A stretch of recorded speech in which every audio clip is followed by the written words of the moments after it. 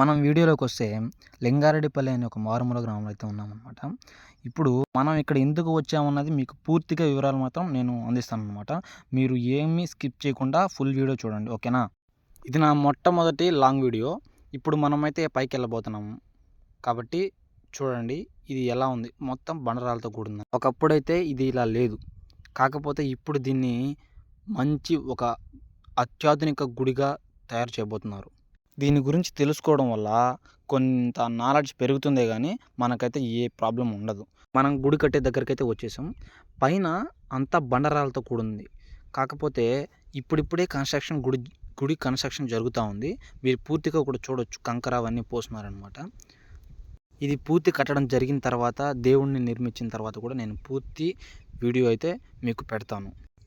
ఈ గుడి చుట్టుపక్కల కొన్ని వేల కిలోమీటర్ల దూరంలో చాలా పెద్ద అడవులు అయితే ఉన్నాయి. అవి చాలా ఆహ్లాదకరంగా ఉంటాయి. అవి చూడడానికి కూడా చాలామంది ప్రజలు వస్తుంటారు ఇక్కడికి.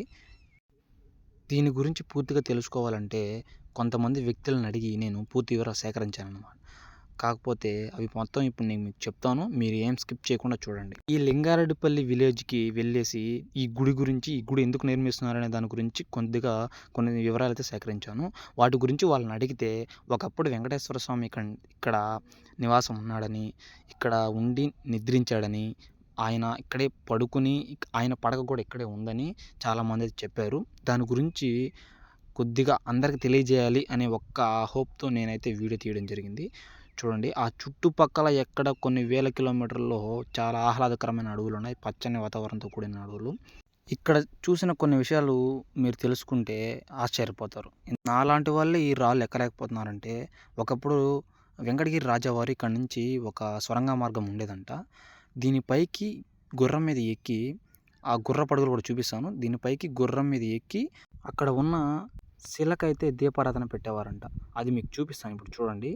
అదిగో అక్కడికి గుర్రం పైన వెంకటగిరి రాజావారు ఎక్కి దీపారాధన వాళ్ళ భటుల చేత కానీ ఆయన కానీ పెట్టేవారంట. ఇదిగో మీకు గుర్ర పడుగులతో కూడా సహా చూపిస్తాను నేను. ఇదైతే కల్పితం అయితే కాదు.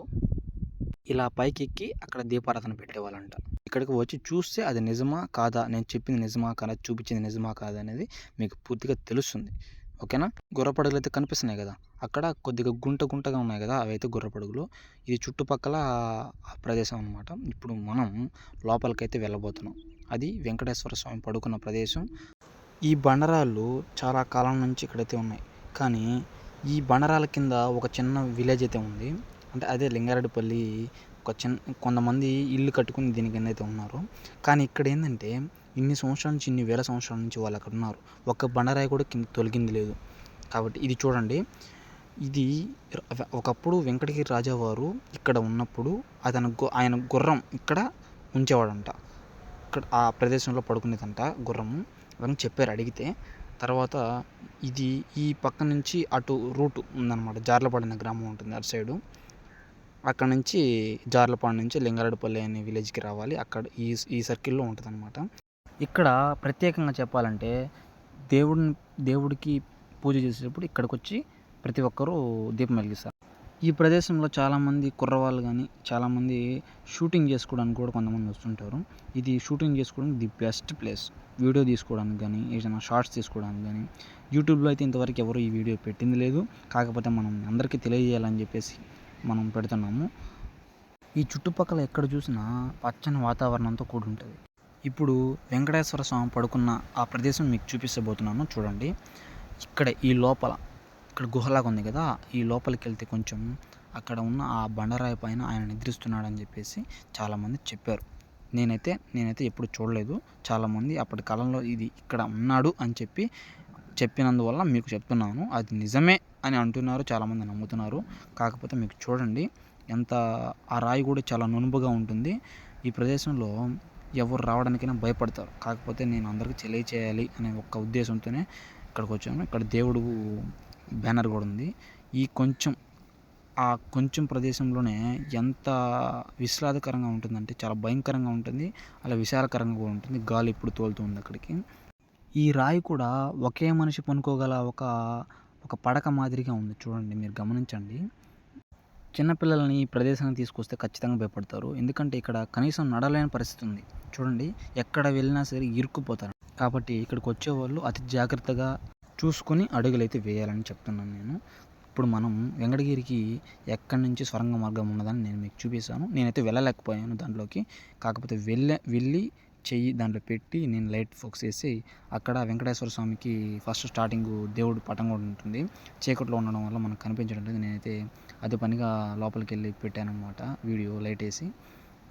మీరు నమ్మలేని ఒక ఆశ్చర్యకరమైన విషయం ఏంటంటే, ఈ గుడికి కొద్దిగా ఒక సరౌండింగ్‌లో ఒక 1½ కిలోమీటర్, 2 కిలోమీటర్ ఉంటుంది. ఆ సర్కిల్‌లో ఎండలు భయంకరంగా ఉన్నాయి. అలాంటప్పుడు ఇక్కడ నీళ్ళైతే పడ్డాయని చెప్పారు. అక్కడికి వెళ్తున్నాం మనం. ఈ వెళ్ళే దారిలో ఈ ఫ్లవర్స్ అయితే కనిపించాయి మనకి. ఎంత బ్యూటిఫుల్‌గా ఉన్నాయో చూడండి. దీన్ని అడిగితే అల్లె చెట్టు అంటారంట అడవిలో. అల్లె చెట్టుకి ఆ బ్లూ కలర్ ఫ్లవర్స్ ఎంత బాగున్నాయో చూడండి. మనమైతే ఆ నీటి గుంట దగ్గరికైతే వచ్చేసాము. ఇక్కడే ఆ నీళ్ళు చిన్న ఒక గుంట లాంటిది పడిందంట. నీళ్ళు ఎక్కడి నుంచి వస్తుంటే ఒక గొర్రెల కాపరి అది చూసి అందరికి చెప్పడం జరిగింది. అప్పుడు అందరు ఇక్కడికి వచ్చి దేవుడికి టెంకాయ కొట్టి చూశారు. అందరూ నమ్మారు. ఎక్కడ నీళ్ళు దొరకని జీవాలకి, పశువులకు గానీ ఎక్కడ నీళ్ళు దొరికిన ఆ సమయంలో ఇక్కడైతే నీళ్ళైతే పడ్డాయి. అప్పుడు అందరూ ఇక్కడికి వచ్చి ఇక్కడ జీవాలకు నీళ్ళు పెట్టుకొని వెళ్ళేవారనమాట. చూడండి. ఓకే, మరో వీడియోతో మీ ముందుకు వస్తాను. Please do subscribe.